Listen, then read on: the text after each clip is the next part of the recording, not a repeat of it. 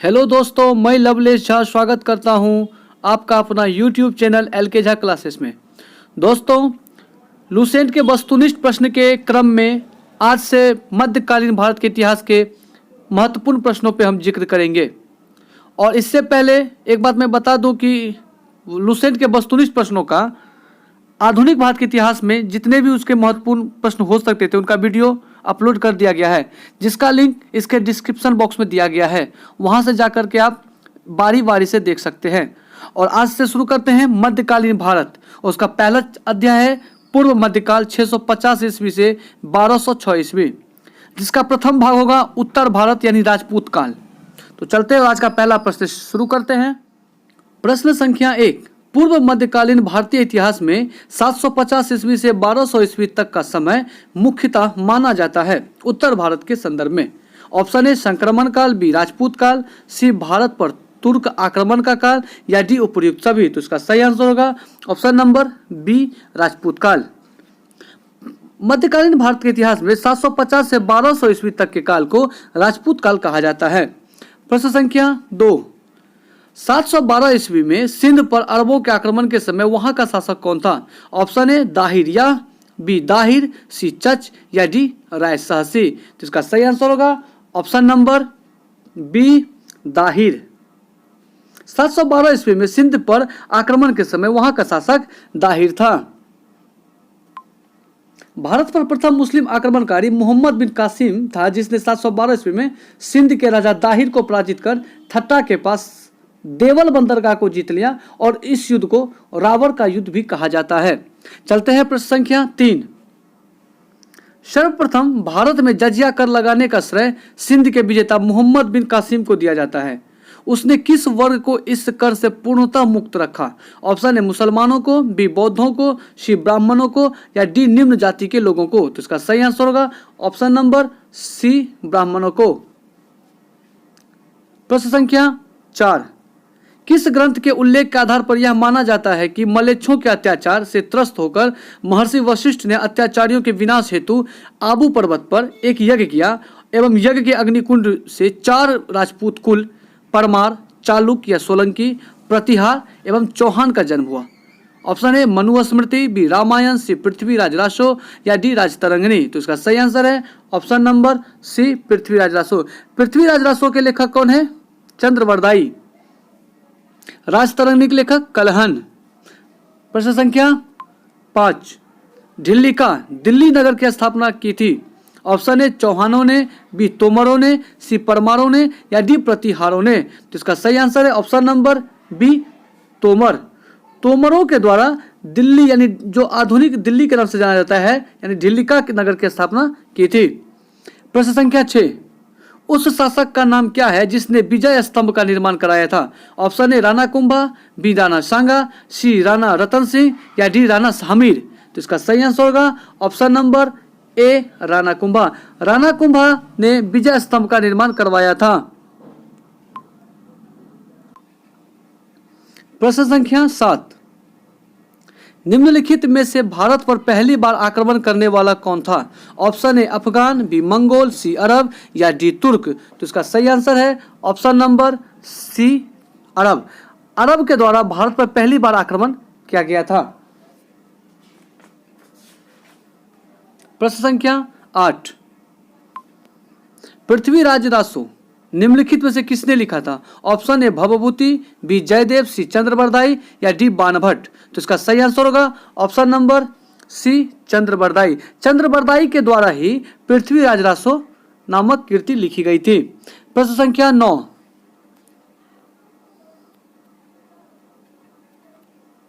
पूर्व मध्यकालीन भारत के शासक राजवंशों के साथ उनकी राजधानियों का मेल बैठाएं। सूची 1 में राजपूत वंश दिए गए हैं, जबकि सूची 2 में उनकी से संबंधित राजधानियां हैं। अगर इसके आंसर की बात करें तो इसका सही आंसर है ऑप्शन नंबर सी यानी 1, 2, 3, 4, यानी प्रतिहार या परिहार वंश की राजधानी कन्नौज थी, चंदेल वंश की राजधानी खजुराहो थी, परमार या पवार वंश की राजधानी धार थी, और चालुक या सोलंकी वंश की राजधानी अनिहालवाड़ा थी।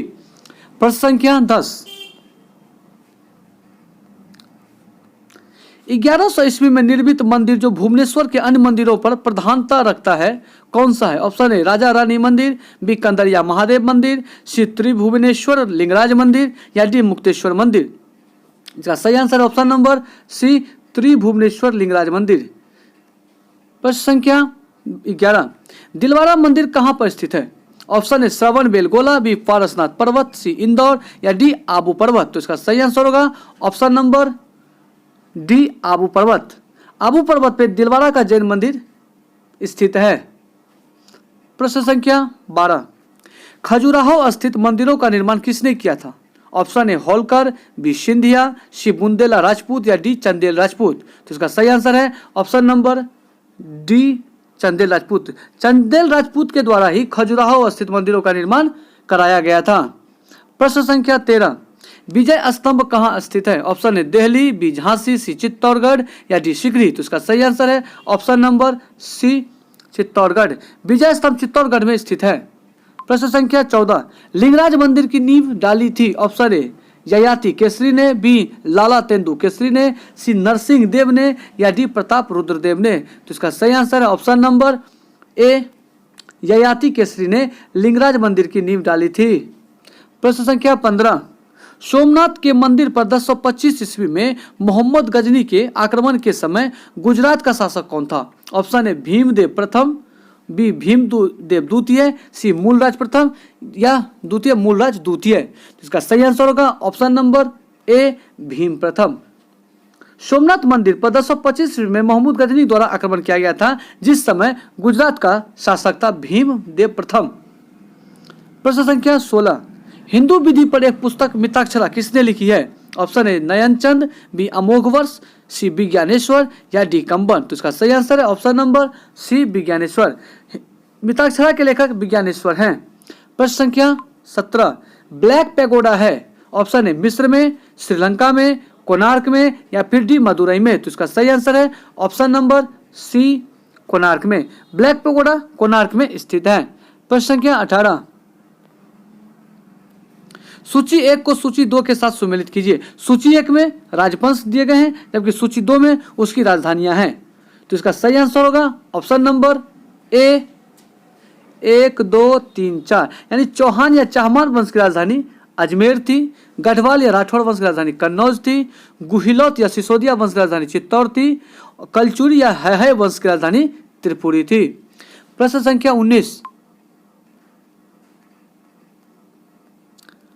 राजस्थान के इतिहास का प्रणेता किसे कहा जाता है? Option A colonel Tod, B Jadunath Sarkar, C Cunningham या D William Jones.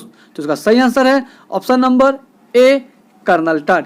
Colonel Tod को राजस्थान के इतिहास का प्रणेता कहा जाता है। प्रश्न 20, सूची 1 को सूची 2 के साथ सुमेलित कीजिए।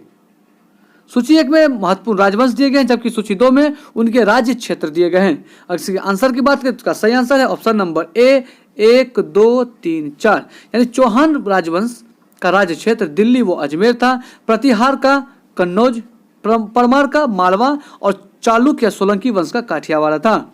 प्रश्न संख्या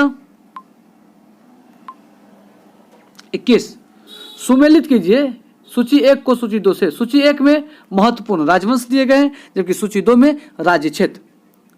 इसके सही आंसर का बात करें तो इसका सही आंसर होगा ऑप्शन नंबर ए 1, 2, 3, 4, यानी चंदेल राजवंश का राज्य क्षेत्र जेजाक भुक्ति बुंदेलखंड था, कलचुरी राजवंश का क्षेत्र चेदी था, गढ़वाल या राठौड़ वंश का क्षेत्र कन्नौज था, जबकि गुहिलोत का राज्य क्षेत्र मेवाड़ था।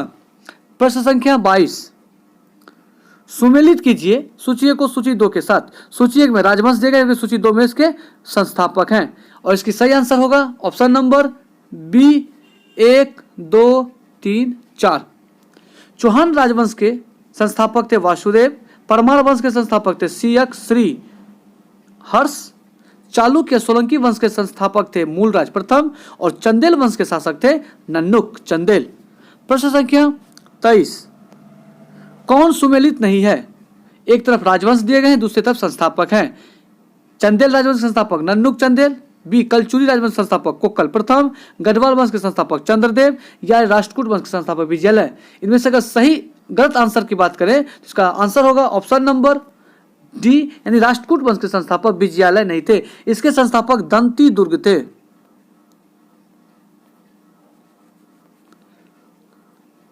बाकी चंदेल वंश के संस्थापक नन्नुक चंदेल थे, कलचुरी वंश के संस्थापक कोकल प्रथम थे और गढ़वाल वंश के संस्थापक चंद्रदेव थे। प्रश्न संख्या 24, हरिकेली नाटक का रचयिता है। ऑप्शन ए चौहान शासक बिघ्राराज चतुर्थ यानी विशलदेव, बी परमार शासक भोज, सी प्रतिहार शासक भोज या डी इनमें से कोई नहीं। तो इसका सही आंसर है ऑप्शन नंबर ए चौहान शासक बिग्रहराज चतुर्थ, जिसे विशलदेव के नाम से जाना जाता है, उन्होंने ही हरिकेली नामक नाटक लिखे थे। प्रश्न संख्या 25, किस नाटक के कुछ अंश 2.5 दिन का झोपड़ा मस्जिद की दीवारों पर इंकित है।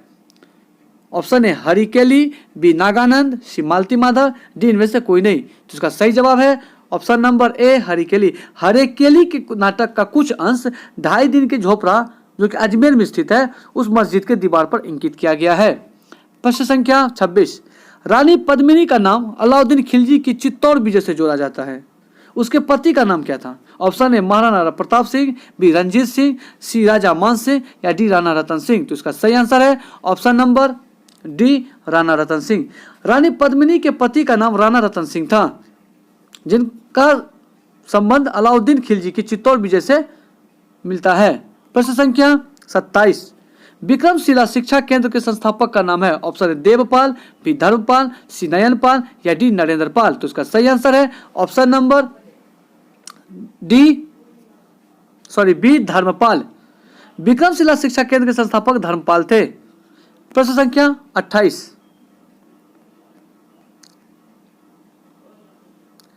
निम्नलिखित में से किस मंदिर परिसर में एक भारी भरकम नंदी की मूर्ति है जिसे भारत की विशालतम नंदी मूर्ति माना जाता है। ऑप्शन है बृहदीश्वर मंदिर, बी लिंगराज मंदिर, सी कंदरिया महादेव मंदिर या डी लेपाक्षी मंदिर। तो इसका सही आंसर है option number C Kandariya Mahadev मंदिर। कंदरिया महादेव मंदिर के परिसर में एक भारी भरकम नंदी की मूर्ति रखी गई है जो भारत के विशालतम नंदी मूर्ति माना जाता है। प्रश्न संख्या 29, निम्नलिखित में से किसे एक नई संवत चलाने का यश प्राप्त है। ऑप्शन है धर्मपाल, बी देवपाल, सी विजय सेन या डी लक्ष्मण सेन। तो इसका सही आंसर होगा option number D Lakshman Sen. Lakshman Sen ने एक नई संवत चलाया था। प्रश्न संख्या 30, गीत गोविंद के रचनाकार जयदेव किसकी सभा को अलंकृत करते थे। ऑप्शन है धर्मपाल, बी देवपाल, सी विजय सेन या डी लक्ष्मण सेन। तो इसका सही आंसर होगा option number D Lakshman Sen. यानी गीत गोविंद के रचयिता जयदेव लक्ष्मण सेन के दरबार में रहा करते थे। प्रश्न संख्या 31, किसने सोमपुर महाविहार का निर्माण कराया था। ऑप्शन है कुमार गुप्त प्रथम, बी हर्ष, सी धर्मपाल और डी विजय सेन। तो इसका सही आंसर है option number C Dharmapala. Dharmapala ने सोमपुर महाविहार का निर्माण कराया था। प्रश्न संख्या 32, भुवनेश्वर तथा पुरी के मंदिर किस शैली से निर्मित है। ऑप्शन है नागर, बी द्रविड़, सी वेशर या डी इनमें से कोई नहीं। तो इसका सही आंसर होगा ऑप्शन नंबर ए नागर। नागर शैली से भुवनेश्वर तथा पुरी के मंदिर निर्मित किया गया था। एक चीज दोस्तों याद रखना है कि उत्तर भारत में जितने भी मंदिर बनाए गए थे वो सभी नागर शैली से बनाए गए थे, जबकि दक्षिण भारत में जितने भी मंदिर बनाए गए थे वो द्रविड़ शैली से बनाए गए थे। और उत्तर भारत तथा मध्य दक्षिण भारत के बीच के जो क्षेत्र थे वहां पे जो भी मंदिर बनाए जाते थे वो विमानन शैली से बनाए जाते थे। प्रश्न संख्या 33, राजवंश जो कन्नौज पर आधिपत्य स्थापित करने में त्रिकोणीय संघर्ष में उलझे वे थे। एक चोल, दूसरा पाल, तीसरा प्रतिहार, चौथा राष्ट्रकूट। तो इसका सही आंसर होगा ऑप्शन नंबर सी 2, 3, 4। कन्नौज पर आधिपत्य स्थापित करने के क्रम में एक त्रिकोणीय संघर्ष होता है जिसमें पाल, प्रतिहार और राष्ट्रकूट राजवंश आपस में झगड़ते हैं। प्रश्न संख्या 34, भारत में प्रथम आक्रमणकारी था। Option A Qutubuddin Aibak, B Mohammad Ghazni, C Mohammad bin Qasim या डी मोहम्मद गौरी। तो इसका सही आंसर है option number C Mohammad bin Qasim. Mohammad bin Qasim Bharat में प्रथम आक्रमणकारी था। प्रश्न संख्या 35, जगन्नाथ मंदिर किस राज्य में है। Option A Bengal, B Orissa, C Kerala या डी उत्तर प्रदेश। तो इसका सही आंसर है option number B Orissa. Orissa राज्य में जगन्नाथ मंदिर स्थित है। प्रश्न संख्या 36, पुरी में स्थित कोणार्क के विशाल सूर्य मंदिर के निर्माता थे। ऑप्शन है नरसिंह प्रथम, बी कपिलेंद्र, सी पुरुषोत्तम और डी चोडगंग। तो इसका सही आंसर है ऑप्शन नंबर ए नरसिंह प्रथम। नरसिंह प्रथम ने ही कोणार्क के सूर्य मंदिर का निर्माण करवाया था। प्रश्न संख्या 37, अजय पाल संस्थापक थे। ए अलवर के, बी भरतपुर के, सी अजमेर के और डी चित्तौड़गढ़ के। तो इसका सही आंसर है ऑप्शन नंबर सी अजमेर के। अजमेर के संस्थापक अजय पाल थे। प्रश्न संख्या 38, निम्नलिखित में से कौन कविराज के नाम से विख्यात था। ऑप्शन है भोज परमार, बी सिंधुराज, सी मिहिर भोज और डी मुंज। तो इसका सही आंसर है ऑप्शन नंबर ए भोज परमार। भोज परमार कविराज के नाम से विख्यात थे। प्रश्न संख्या 39, भोज परमार द्वारा रचित पुस्तकें हैं। एक में दिया गया है समरांगन सूत्रधार, 2 में दिया गया सरस्वती कंठाभरण, 3 में दिया गया योग सूत्र वृत्ति और 4 में दिया गया आयुर्वेद सर्वस्व। इसका आंसर की बात करें तो इसका सही आंसर होगा ऑप्शन नंबर सी 1, 2, 3 और 4, यानी भोज परमार के द्वारा रचित पुस्तकें समरांगन सूत्रधार, सरस्वती कंठाभरण, योग सूत्र वृत्ति और आयुर्वेद सर्वस्व है।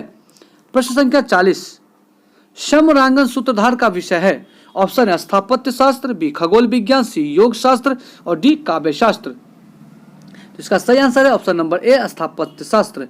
स्थापत्य शास्त्र से संबंधित है समरांगन सूत्रधार का विषय। प्रश्न संख्या 41, उसकी मृत्यु से धारा नगरी, विद्या और विद्वान तीनों ही निराश्रित हो गए। आद्यधारा, निराधारा, निरालंबा, सरस्वती, पंडिता, अखंडिता, सर्वे भोजराजे दिवंगते। यह उक्ति किस शासक के संबंध में। ऑप्शन है भोज परमार, बी मिहिर भोज, सी सिंधुराज, डी मुंज। तो इसका सही आंसर है ऑप्शन नंबर ए भोज परमार। भोज परमार के मृत्यु के संबंध में कहा गया था कि आद्यधारा, निराधारा, निरालंबा, सरस्वती, पंडिता, खंडिता, सर्वे भोजराजे दिवंगते।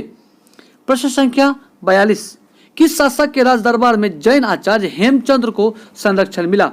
ऑप्शन है जयसिंह सिद्धराज, बी कुमारपाल, सी ए एवं बी दोनों, डी इनमें से कोई नहीं। तो इसका सही आंसर है ऑप्शन नंबर सी ए एवं बी दोनों, यानी जैन आचार्य हेमचंद्र को जयसिंह सिद्धराज और कुमारपाल दोनों के दरबार में संरक्षण प्राप्त था। प्रश्न संख्या 43, वह प्रथम भारतीय शासक कौन जिससे तुर्क आक्रांत मोहम्मद गौरी का सामना हुआ और जिसने मोहम्मद गौरी को परास्त किया। ऑप्शन है भीम प्रथम, बी भीम द्वितीय, सी कुमारपाल या डी जयसिंह सिंहराज। तो इसका सही आंसर है ऑप्शन नंबर बी भीम द्वितीय। मोहम्मद गौरी ने भारत पर प्रथम आक्रमण 1175 ईस्वी में मुल्तान पर किया था, जिसके पश्चात 1178 ईस्वी के गुजरात आक्रमण के समय वहां के शासक भीम द्वितीय, जिसे मूलराज के नाम से भी जाना जाता है, ने मोहम्मद गौरी को बंदी बना लिया, लेकिन बाद में उन्हें रिहा कर दिया गया। यह मोहम्मद गौरी की भारत में प्रथम पराजय थी। प्रश्न संख्या 44, किस शासक ने कालिंजर के अजय दुर्ग का निर्माण करवाया। ऑप्शन है नन्नुक चंदेल, बी यशोवर्मा, सी धंगदेव या डी गंडदेव। तो इसका सही आंसर है option number C Dhangadeva. Dhangadeva के द्वारा ही कालिंजर के अजय दुर्ग का निर्माण करवाया गया था। प्रश्न संख्या 45, निम्नलिखित में से कौन सा संवत है जो कलचुरियों द्वारा प्रयुक्त किए जाने के कारण कलचुरी संवत भी कहलाता है। ऑप्शन है विक्रम संवत, बी शक संवत, सी त्रैकूट संवत या डी इनमें से कोई नहीं। तो इसका सही आंसर है ऑप्शन नंबर सी त्रैकूट संवत। त्रैकूट संवत को कलचुरी संवत के नाम से भी जाना जाता है। प्रश्न संख्या 46, किसके राज्यकाल में लक्ष्मीधर ने कल्प द्रुम या कृत्य कल्प तरु नामक विधि ग्रंथ की रचना की। ऑप्शन है चंद्रदेव, बी गोविंद चंद्र, सी जयचंद्र या डी इनमें से कोई नहीं। तो इसका सही आंसर है ऑप्शन नंबर बी गोविंद चंद्र। प्रश्न संख्या 47, चंदावर का युद्ध 1194 ईस्वी में किसके मध्य हुआ था। ऑप्शन है पृथ्वीराज तृतीय एवं मोहम्मद गौरी, ऑप्शन बी भीम द्वितीय एवं मोहम्मद गौरी, ऑप्शन सी जयचंद एवं मोहम्मद गौरी या डी इनमें से कोई नहीं। तो इसका सही आंसर होगा ऑप्शन नंबर सी जयचंद एवं मोहम्मद गौरी। जयचंद एवं मोहम्मद गौरी के बीच चंदावर का युद्ध 1194 ईस्वी के मध्य हुआ था। प्रश्न संख्या 48, नैषेध चरित्र व खंडन खंड खाद्य के रचयिता श्री हर्ष किस शासक के राजकवि थे। ऑप्शन है पृथ्वीराज तृतीय, बी कुमारपाल, सी चंद्रदेव या डी चंद्र? तो इसका सही आंसर होगा option number D Jayachandra. Jayachandra के राज कवि थे खंडन खंड खाद्य। प्रश्न संख्या 49, निम्नलिखित शहरों में से किसमें लिंगराज मंदिर अवस्थित है? Option A Bhubaneswar, B Bijapur, C Kolkata या डी श्रवण बेलगोला? तो इसका सही आंसर है option number A Bhubaneswar. Bhubaneswar में लिंगराज मंदिर अवस्थित है। प्रश्न संख्या 50, सूची 1 को सूची 2 के साथ सुमेलित कीजिए। सूची 1 में कुछ ग्रंथकार दिए गए जबकि सूची 2 में उसके ग्रंथ दिए गए हैं। और इसका सही आंसर की बात करें तो इसका सही आंसर होगा ऑप्शन नंबर ए 1, 2, 3, 4। कलहन के लेखक राजतरंगिणी थे। बिलहन विक्रमांक देव चरित्र के लेखक थे। जैनक पृथ्वीराज विजय के लेखक थे, जबकि सोमदेव ललित विग्रह राज के लेखक थे। प्रश्न संख्या 51, किस पर स्वामित्व के लिए पाल, प्रतिहार और राष्ट्रकूट के बीच त्रिपक्षीय संघर्ष हुआ? ऑप्शन है पाटलिपुत्र, बी कन्नौज, सी दिल्ली और डी इनमें से कोई नहीं। तो इसका सही आंसर है option number B Kannauj. Kannauj पर आधिपत्य स्थापित करने के लिए पाल, प्रतिहार और राष्ट्रकूट के बीच त्रिपक्षीय संघर्ष हुआ। प्रश्न संख्या 52, त्रिपक्षीय संघर्ष की पहल किसने की? ऑप्शन है वत्सराज, बी धर्मपाल, सी ध्रुव या डी नागभट्ट द्वितीय? तो इसका सही आंसर होगा option number A Vatsaraja. Vatsaraja के द्वारा ही त्रिपक्षीय संघर्ष की पहल की गई थी। प्रश्न संख्या 53, त्रिपक्षीय संघर्ष का आरंभ किस सदी में हुआ? ऑप्शन है 8वीं सदी में, बी 7वीं सदी में, सी 6ठी सदी में या डी 9वीं सदी में? तो इसका सही आंसर होगा ऑप्शन नंबर ए 8वीं सदी में। 8वीं सदी में त्रिपक्षीय संघर्ष पाल, प्रतिहार एवं राष्ट्रकूट राजवंश के बीच शुरू हुआ था। प्रश्न संख्या 54, त्रिपक्षीय संघर्ष का आरंभ और अंत किस राजवंश ने किया? ऑप्शन ए पाल, बी प्रतिहार, सी राष्ट्रकूट या डी इनमें से कोई नहीं। तो इसका सही आंसर होगा ऑप्शन नंबर बी प्रतिहार। प्रश्न संख्या 55, त्रिपक्षीय संघर्ष में भाग लेकर उत्तर भारत की राजनीति में हस्तक्षेप करने वाली और दक्षिण से उत्तर पर आक्रमण करने वाली दक्षिण की प्रथम शक्ति थे। ऑप्शन है राष्ट्रकूट, बी चोल, सी विजयनगर और डी बहमनी। तो इसका सही आंसर होगा ऑप्शन नंबर ए राष्ट्रकूट। प्रश्न संख्या 56, पाल वंश का संस्थापक कौन था? Option A Gopal, B Dharmpal, C Devpal और डी रामपाल। तो इसका सही आंसर होगा option number A Gopal. Pala साम्राज्य की स्थापना 750 ईस्वी में गोपाल ने की।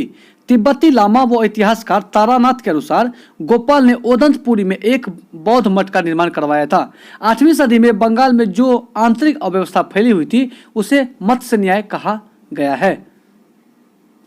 प्रश्न संख्या 57, पाल वंश की राजधानी थी? ऑप्शन ए मुद्दतगिरी मुंगेर या बी कन्नौज, सी दिल्ली या डी इनमें से कोई नहीं। तो इसका सही आंसर होगा ऑप्शन नंबर ए मुद्दतगिरी मुंगेर। प्रश्न संख्या 58, राष्ट्रकूट वंश का संस्थापक था? ऑप्शन है दंती दुर्ग, दंती वर्मन द्वितीय या गोविंद तृतीय, सी कृष्ण प्रथम या डी इंद्र तृतीय। तो इसका सही आंसर होगा ऑप्शन नंबर ए दंती दुर्ग या दंती वर्मन द्वितीय। प्रश्न संख्या 59, राष्ट्रकूट वंश की राजधानी थी? ऑप्शन ए मालखंड या मानेकहेट, बी कन्नौज, सी दिल्ली या डी पाटलिपुत्र। तो इसका सही आंसर होगा ऑप्शन नंबर ए मालखंड या मानेकहेट। अधिकतर मानेकहेट ही युद्ध किए जाते हैं। प्रश्न संख्या 60, किस प्रतिहार शासक ने आदि वराह की उपाधि धारण की? ऑप्शन ए नागभट्ट प्रथम, बी नागभट्ट द्वितीय, सी मिहिर भोज और डी इनमें से कोई नहीं। तो इसका सही आंसर होगा ऑप्शन नंबर सी मिहिर भोज। मिहिर भोज ने आदि वराह की उपाधि धारण की थी। प्रश्न संख्या 61, किस विदेशी यात्री ने गुर्जर प्रतिहार वंश को अल गुजर एवं इस वंश के शासक को बौरा कहकर पुकारा?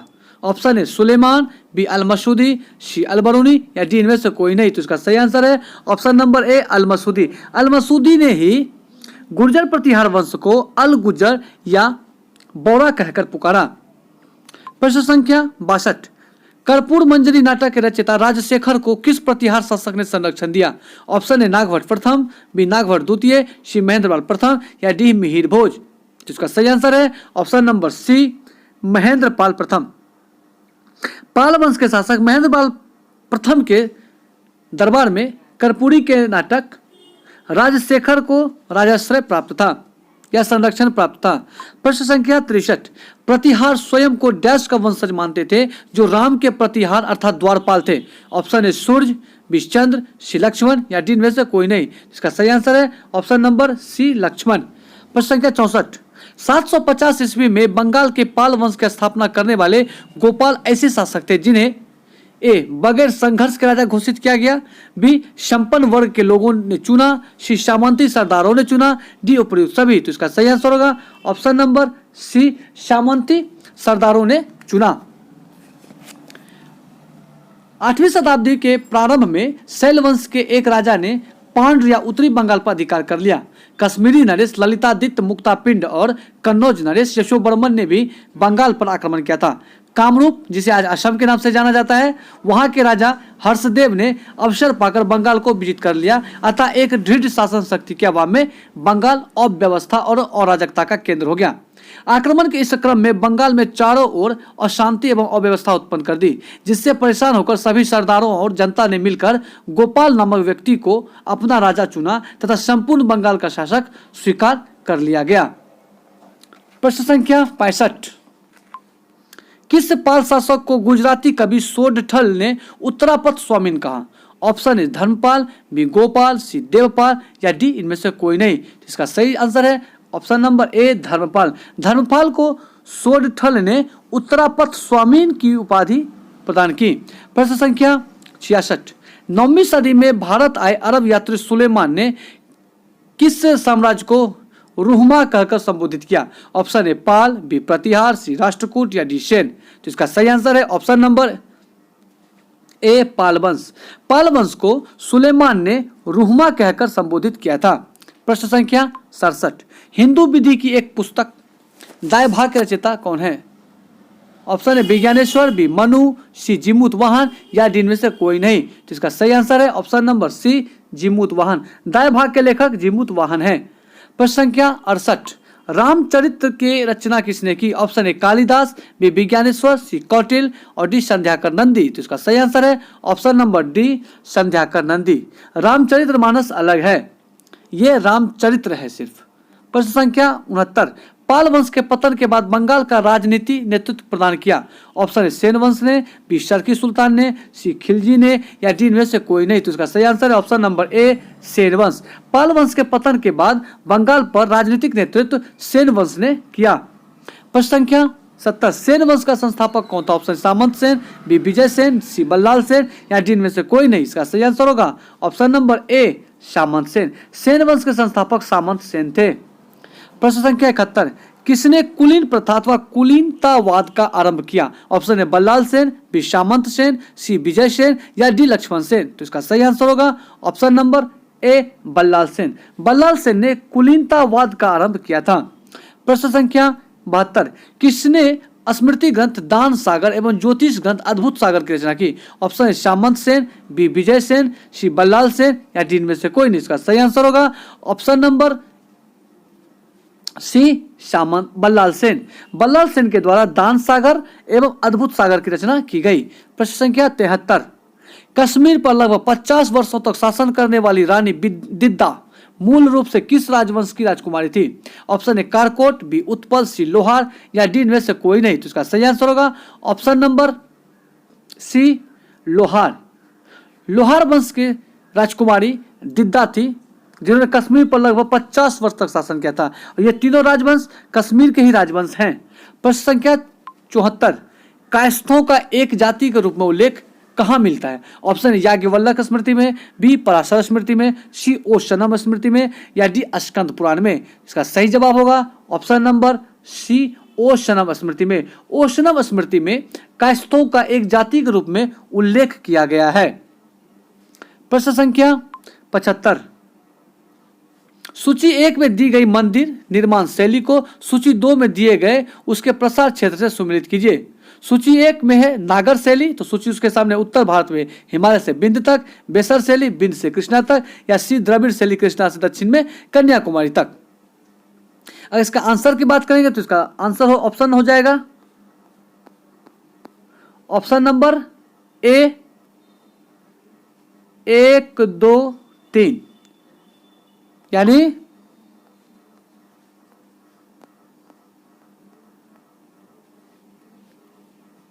नागर शैली का संबंध उत्तर भारत में हिमालय से बिंद तक है। बेसर शैली का संबंध बिंद से कृष्णा तक है और द्रविड़ शैली का संबंध कृष्णा से दक्षिण में कन्याकुमारी तक है। इससे पहले भी हमने बताया था कि नागर शैली उत्तर भारत में, द्रविड़ शैली दक्षिण भारत में और बेसर शैली जिसे विमानन शैली भी कहते हैं ये उत्तर और दक्षिण भारत के मध्य वाले क्षेत्र में यानी बिंद से कृष्णा नदी तक के बीच में निर्मित मंदिर को बेसर शैली से बनाया गया है। प्रश्न संख्या 76। हिंदुओं में यह दृढ़ विश्वास है कि अन्य कोई देश उनके देश जैसा श्रेष्ठ नहीं है, कोई राजा उनके राजा के समान नहीं है, उनके शास्त्रों के समान कोई शास्त्र नहीं है। यह उक्ति किसकी है? Option A Megasthenes, B Fahien, C Hiuen Tsang, D Alberuni. जिसका सही जवाब है option number D Alberuni. Alberuni का कहना है कि भारतीयों में कहा गया था कि हिंदुओं में यह विश्वास है कि अन्य कोई देश के जैसा उस कोई देश नहीं, कोई राजा उसके राजा के समान नहीं तथा उनके शास्त्रों के समान कोई शास्त्र नहीं है। प्रश्न संख्या 77।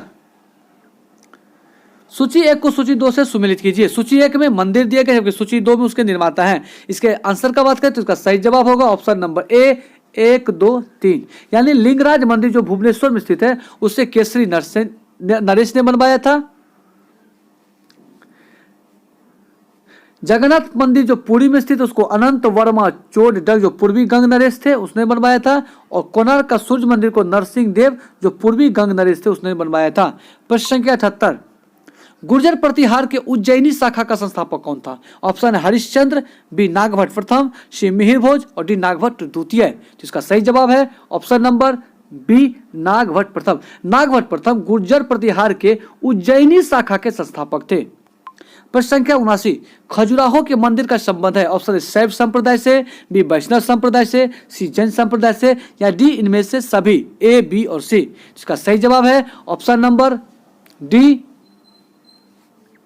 ए, बी, सी यानी खजुराहो के शैव मंदिर का संबंध है शैव संप्रदाय, वैष्णव संप्रदाय और जैन संप्रदाय। प्रश्न संख्या 80। जैन वास्तुकला का प्राचीनतम उदाहरण कहाँ मिलता है? ऑप्शन है दिलवाड़ा, बी खजुराहो, सी पुरी या डी बनारस। तो इसका सही आंसर होगा ऑप्शन नंबर ए दिलवाड़ा का जैन मंदिर। दिलवाड़ा का जैन मंदिर में जैन वास्तुकला का प्राचीनतम उदाहरण मिलता है। प्रश्न संख्या 81। ओदंतपुरी विश्वविद्यालय जो वर्तमान में बिहार शरीफ नालंदा जिला का मुख्यालय बिहार का संस्थापक था। ऑप्शन है गोपाल, बी देवपाल, सी धर्मपाल, डी महिपाल। जिसका सही जवाब होगा option number A Gopal. Gopal ने ओदंतपुरी विश्वविद्यालय की स्थापना की थी। प्रश्न संख्या 82। मोढेरा का सूर्य मंदिर किस राज्य में स्थित है? Option A Bihar, B Gujarat, C Orissa, D Bengal. तो इसका सही आंसर होगा option number B Gujarat. Gujarat में मोढेरा का सूर्य मंदिर स्थित है। प्रश्न संख्या 83। कलहनकृत राज तरंगिणी में कुल कितने तरंग हैं? ऑप्शन 8, बी 9, सी 10, डी 11। इसका सही जवाब है ऑप्शन नंबर ए 8। कलहनकृत राज तरंगिणी में कुल 8 तरंग हैं। प्रश्न संख्या 84। सूची 1 को सूची 2 के साथ सुमेलित करें। सूची 1 में मंदिर दिए गए जबकि सूची 2 में उसके निर्माता हैं। इसका सही जवाब का बात करें तो इसका सही जवाब होगा ऑप्शन नंबर ए 1, 2, 3, 4। चतुर्भुज विष्णु मंदिर खजुराहो जो को यशो वर्मा ने बनवाया था। कंदरिया महादेव मंदिर खजुराहो में है, उसे धंग देव ने बनवाया था। बिमल वसही मंदिर आबू दिलवाड़ा का मंदिर को बिमल शाह वैश्य ने बनवाया था। जबकि लून वसही देवरानी जेठानी मंदिर आबू दिलवाड़ा का मंदिर को तेजपाल एवं वस्तुपाल ने बनवाया था। प्रश्न संख्या 85 और यह अंतिम प्रश्न है। सुमेलित कीजिए सूची 1 को सूची 2 से। इसका सही आंसर की बात करें तो इसका सही आंसर होगा ऑप्शन नंबर बी 1, 2, 3, 4। मच्छेंद्रनाथ का मंदिर अमरकंटक में, 64 योगिनी का मंदिर भेड़ाघाट जबलपुर में, सूर्य मंदिर मोढेरा में और चौमुख मंदिर पालीताना में है। तो दोस्तों पूर्व मध्यकाल का यह प्रथम अध्याय उत्तर भारत राजपूत काल का अध्याय समाप्त हुआ। इसके बाद पूर्व मध्यकाल का दूसरा भाग दक्षिण भारत जिसमें चोल साम्राज्य जो अन्य की चर्चा करेंगे उसके वीडियो के साथ फिर पुनः आएंगे। तब तक के वीडियो देखने के लिए धन्यवाद। वीडियो पसंद आए तो लाइक, सब्सक्राइब एवं कमेंट जरूर करें। जय हिंद।